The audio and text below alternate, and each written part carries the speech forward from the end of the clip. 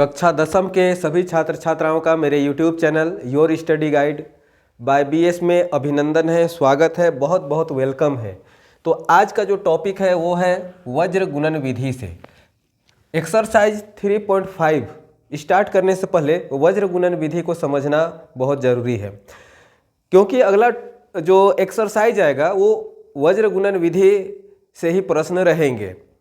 तो वज्र गुणन कहने का मतलब क्या हुआ कि जिसका हम तिरछा गुना करें वही होता है वज्र गुणन। तो इसमें अभी समझ लेते हैं। इससे पहले भी पिछला वीडियो में मैं पढ़ा चुका हूं। जैसे कोई भी समीकरण होता है उसमें दो चर वाले रैखिक समीकरण में मैं बतलाया था कि उसमें दो प्रकार की संख्याएं होती है, एक होता है चर और एक होता है अचर।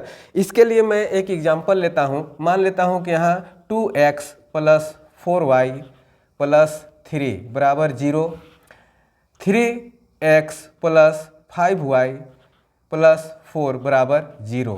ये हो गया, ये समीकरण 1 हो गया और ये समीकरण 2 हो गया। तो इसमें a1 कौन सा है? a1 है 2, a2 बराबर 3, b1 बराबर 4, b2 बराबर 5, c1 बराबर 3 और c2 बराबर 4। इसमें यही है। तो ये चैप्टर शुरू करने से पहले मैं एक चीज़ बतलाना चाहता हूँ कि इसमें a1 a2 b1 b2 c1 c2 अगर a1 बटा a2 बराबर नहीं है b1 बटा b2 का, ये भी मैं पिछला वीडियो में बतला चुका हूँ, आप लोग उसमें जाके देख सकते हैं। अगर ये दोनों बराबर नहीं है, कहने का मतलब क्या हुआ कि यहाँ जैसे a1 बटा a2 b1 बटा b2, अगर a1 बटा a2 करेंगे तो क्या होगा? 2 बटा 3 बराबर 4 बटा 5। तो ये क्या है? बराबर तो नहीं है, यानी कि a1 बटा a2 बराबर b1 बटा b2 नहीं है। तब क्या होगा? अद्वितीय हल होगा, उस समीकरण का अद्वितीय हल होगा। आई बात समझ में? अब यहाँ अगला जो है वो है अगर a1 बटा a2 बराबर b1 बटा b2, a1 बटा a2 बराबर b1 बटा b2 बराबर c1 बटा c2 भी हम करेंगे। और अगर ये तीनों बराबर रहेगा तो वो क्या कहलाएगा? अपरिमित रूप से अनेक हल होगा, अनेक हल होगा। ये हो गया।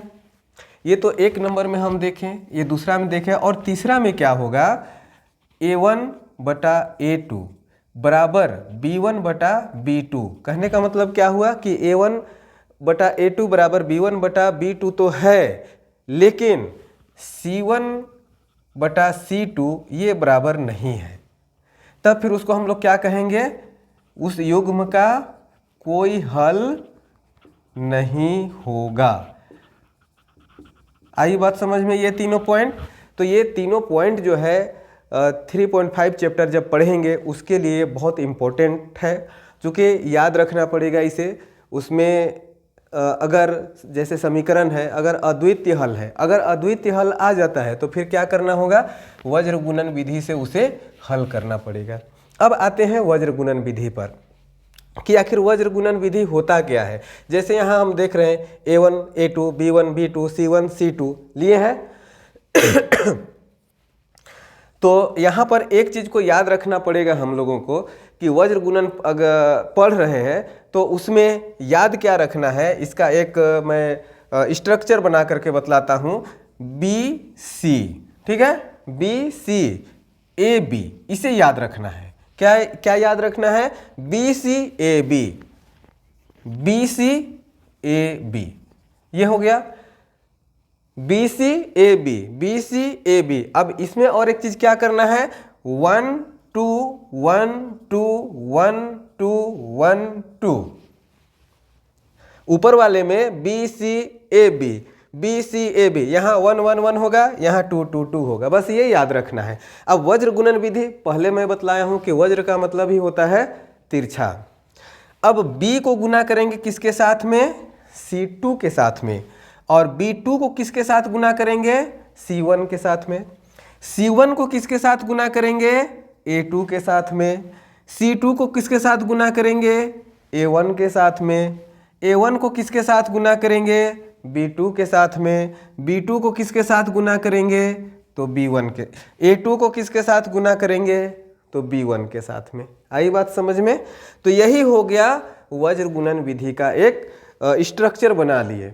अब इसे सूत्र में जब हम लिखेंगे तब कैसे लिखेंगे, यहाँ पर मैं बतलाता हूँ, यहाँ मैं बतलाता हूँ, x बटा, यहाँ पर क्या लिखे हैं, B1 को किससे मल्टीप्लाई करना है, B1 को किससे मल्टीप्लाई करना है, तो C2 से B2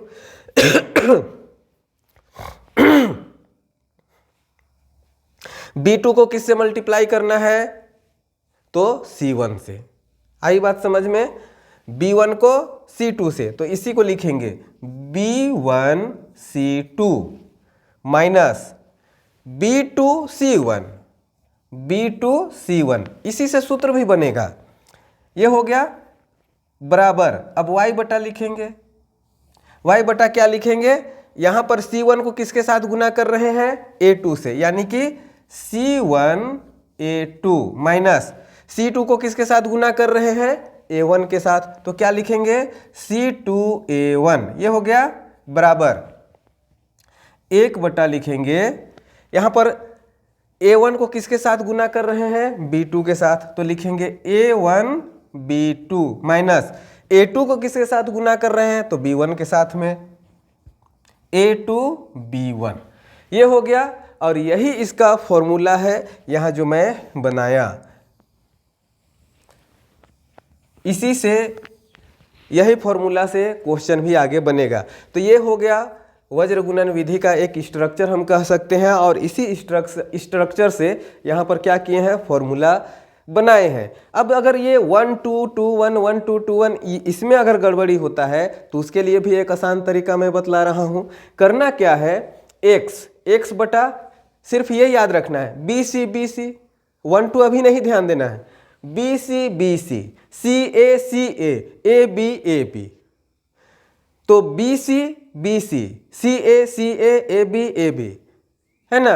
अब यहाँ हम क्या देख रहे हैं, जैसे BC BC इसमें है, बीच में माइनस का चिन्ह है। अब याद क्या रखना है, 1 2 2 1 1 2 2 1 1 2 2 1, बस यही चीज को याद रखना है।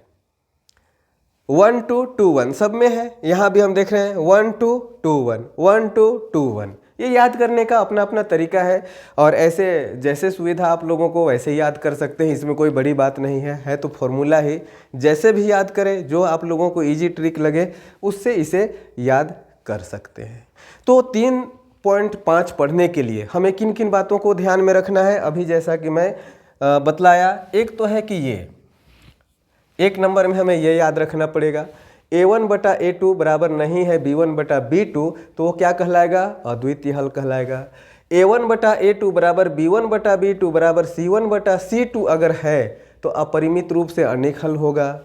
A1 बटा A2 बराबर B1 बटा B2 बराबर C2 है तो फिर क्या होगा, कोई हल नहीं होगा। अब वज्र गुणन विधि में और हम क्या देखें, यहाँ पर इसे याद रखना है, BC AB और उसको तिरछा गुना कर देंगे, यही है वज्र गुणन का स्ट्रक्चर। और इसी से क्या किए, यहाँ फॉर्मूला का निर्माण भी कर लिए, x बटा B1 C1 minus B2 C1 बराबर y बटा C1 B2 minus C2 A1 बराबर 1 बटा A1 B2 minus B2 minus A2 B1। आई बात समझ में। तो वज्र गुणन विधि पढ़ने के लिए हमें मुख्य रूप से इतने चीज़ों को ध्यान में रखना बहुत ज़रूरी है।